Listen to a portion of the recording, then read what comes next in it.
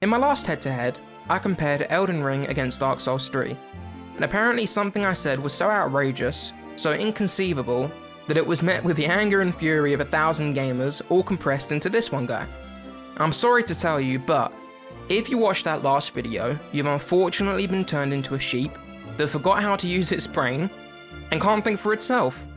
Since this whole situation, I've had a bit of an awakening, and in an endeavour to offend the fewest number of people, unfortunately I will no longer be making head-to-heads on games with a large devoted following that will likely react in outrage should I slate their favourite title. I'm from England, America! I gives a fuck. Valorant versus CsGo. Now before I start with a criticism, I've got to pay some much due respect. Counter-Strike is quite possibly the most important game in history for legitimizing esports and also for giving PC a leg to stand on in the ongoing dispute of PC versus console gaming.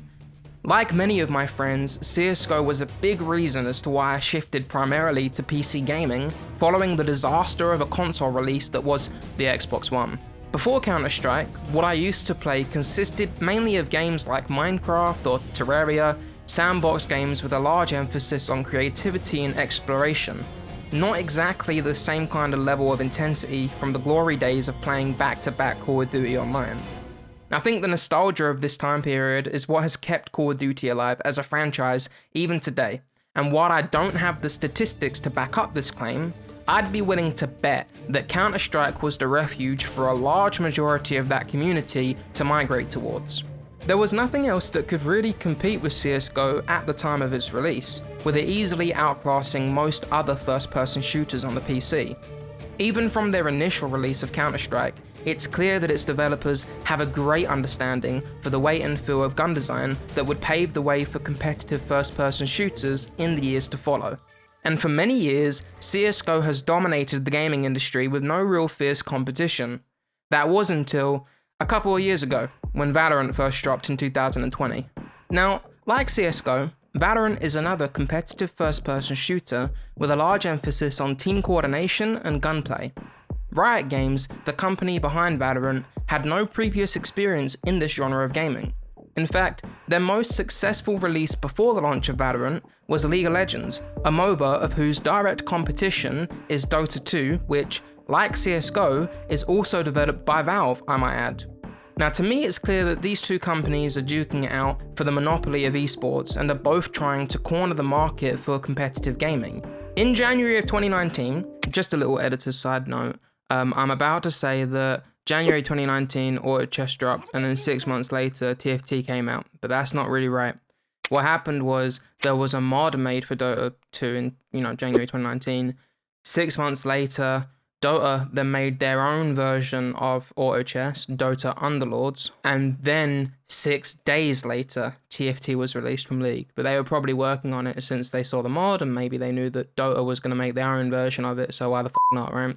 Dota adopted Auto Chess, creating their own rendition of the turn-based strategy game, and just 6 months later, Riot spat out Teamfight Tactics, which is their version of what Valve made.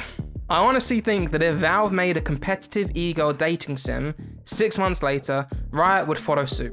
All jokes aside, Valorant is a lot of fun. Oh, where's the spray through the wall, Kelvin? You're supposed to aim at the little guy's head.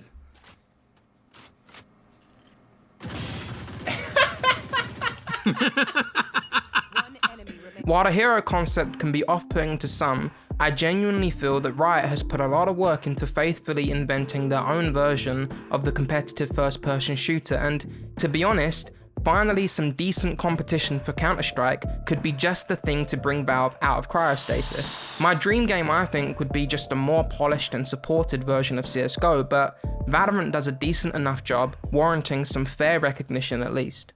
The problem with CsGo comes mainly from its technical failings. Over the years, Valve has tried to patchwork the game, making a flashier main menu and user interface, which never fully disguised the fact that we're playing a now decade-old game.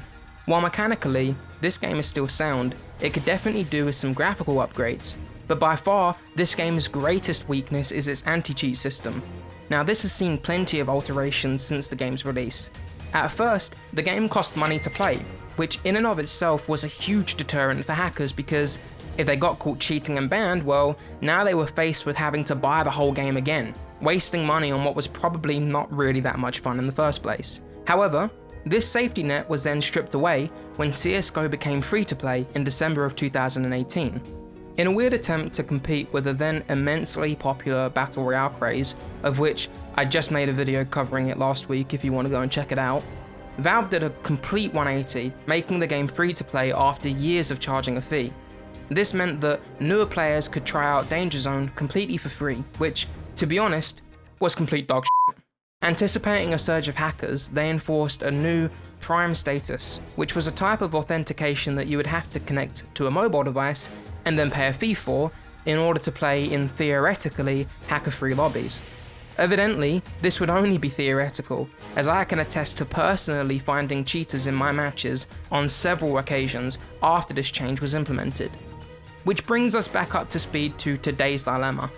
Presumably, after consistently receiving reports of hacker-infested lobbies, Valve has gone no more support for third-party applications, which has effectively killed off streams and recordings alike, complicating the process to get footage for the game. Thanks for that one, mate. Really appreciated having to levy playing with hackers for decent game performance. That's not all. During my time recording for this particular video, I had connection issues, game crashes, and also the issue of not being able to use my microphone in a game that has a heavy emphasis on cooperation. Who really cares if I can't give callouts to my teammates, right? Hello, can you hear me now? Okay, I go connect Turlo. Valorant does a pretty decent job of fixing near enough all of these issues. Again, based on my experience, I didn't encounter any problems for recording gameplay. I've got complete confidence in Valorant's anti-cheat and didn't suspect any players that I was playing with for cheating throughout my matches. While I did experience one crash, overall performance was more stable, which was probably really helped by not disconnecting 8 times in one match. Is Valorant better than CSGO? Yeah, I think so. Moving into more subjective comparisons, I can say that I prefer the Valorant spray patterns. The art style is bold and distinct, offering more of a visual contrast for characters with clear, obvious silhouettes. While I agree, initially the hero system was off-putting for me, it's actually much more straightforward than you would think, and character selection for a better team composition is only important at higher ranks. So you don't have to stress about learning every single character and all of their different abilities right away. Trust me, after a few matches, it'll become second nature. Additionally, the maps are well designed and imaginative. While not as recognizable as something like Dust 2, I feel like every map is unique and balanced, offering both teams a fair chance at winning. And finally, despite CSGO now giving players the option of playing shorter matches, I think that Valorant's best of 13 is equally well paced, without feeling like games stagnate or go on for too long. My hardest point of criticism for Valorant has to be their use of microtransactions, but I think we'll leave it there for now and address this in a future video. For now, if you enjoyed this video, why not consider subscribing and becoming a member of the Hive Mind? I make videos weekly where I talk about gaming while trying to be somewhat journalistic. After all, my channel is called CGJournalist. Wait, no, CGJournalist. And if you didn't enjoy this video, well, why don't you complain about it in the comments section like a little bitch? Okay, thanks for watching, bye bye.